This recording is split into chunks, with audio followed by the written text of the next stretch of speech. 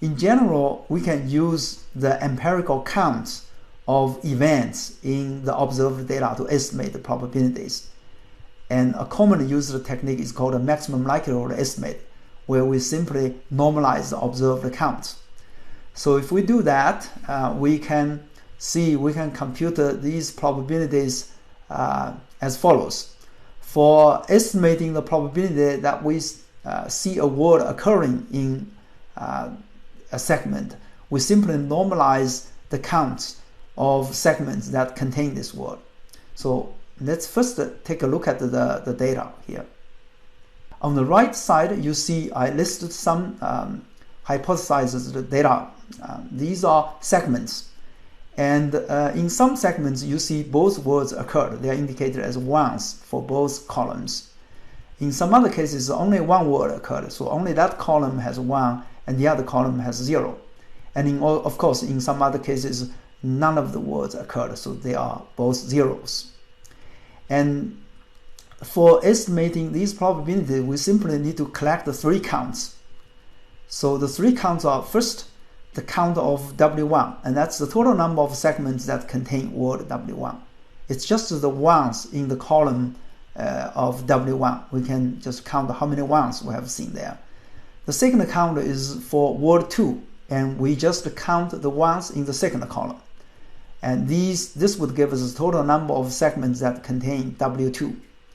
The third count is when both words occurred. So this time we're going to count the segments where both columns have ones. And then so this would give us the total number of segments where we have seen both W1 and W2. Once we have these counts, we can just normalize these counts by n, which is the total number of segments. And this will give us the probabilities that we need to compute the mutual information. Now, there is a small problem when we have 0 counts sometimes. And in this case, we don't want a 0 probability because our data may be a small sample, and in general, we would believe that it's potentially possible for a word to occur in any context. So to address this problem, we can use a technique called smoothing, and that's basically to add some small constant to these counts, and so that we don't get 0 probability in any case. Now, the best way to understand smoothing is to imagine that we actually observed more data than we actually have. So we pretend we observed some pseudo segments that are illustrated on the top, on the right side on the slide. And these pseudo segments would contribute additional counts of these words so that no event will have 0 probability. Now, in particular, we introduced 4 pseudo segments. Each is weighted 1/4. And these represent the 4 different combinations of occurrences of these words. So now each event, each combination will have at least 1 count, or at least a non-zero count from these pseudo segment. So in the actual segments that we observed, it's okay if we haven't observed all the combinations. So more specifically, you can see the 0.5 here actually comes from the 2 ones in the 2 pseudo segments. Because each is weighted 1/4, we add them up, we get 0.5. And similarly, this 0.05 comes from 1 single pseudo segment that indicates the 2 words occurred together.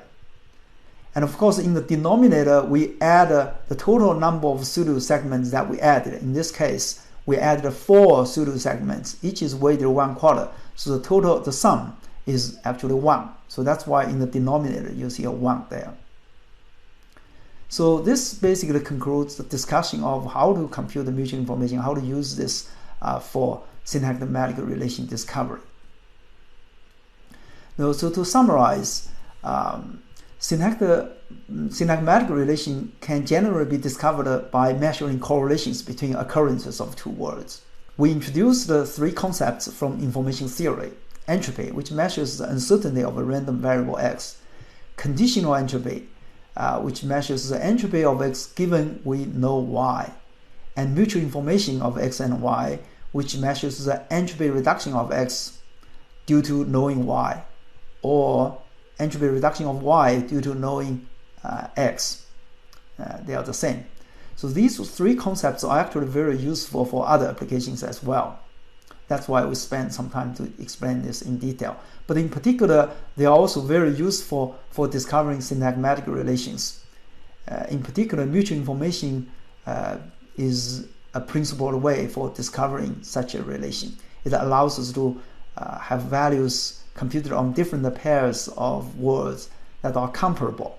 And so we can rank these pairs and discover the strongest syntagmatic relations from a collection of documents. Now note that there is some relation between syntagmatic relation discovery and the paradigmatic relation discovery.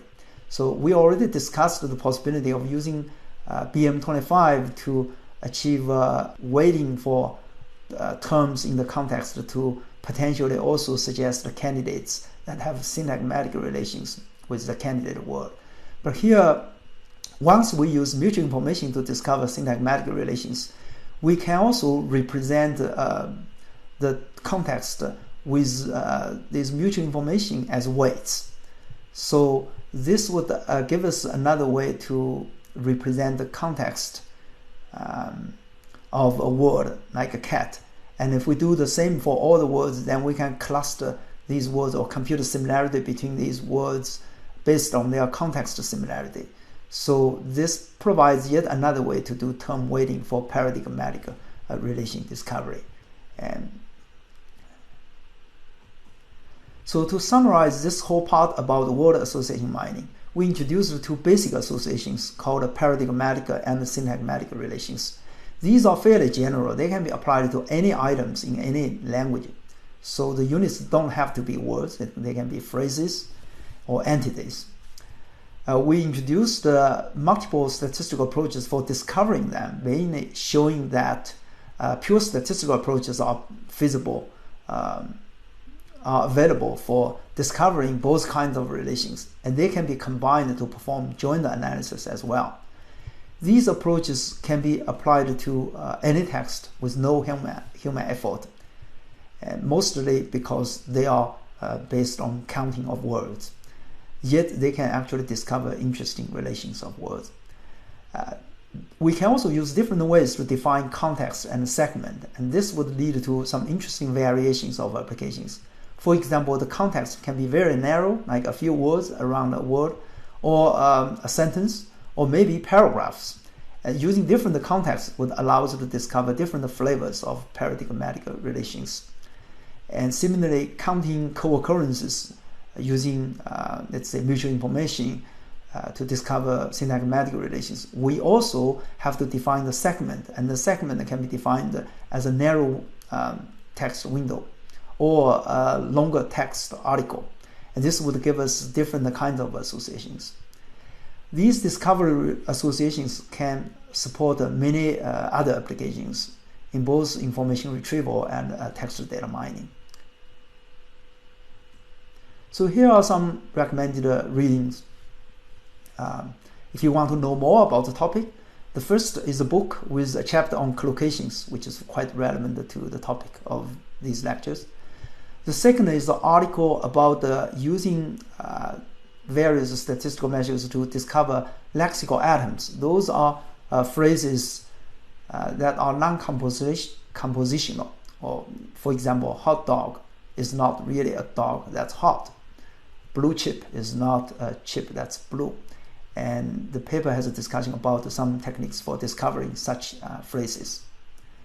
The third one is a new paper on a unified way to discover both paradigmatic relation and syntagmatic relations using random walks on word graphs.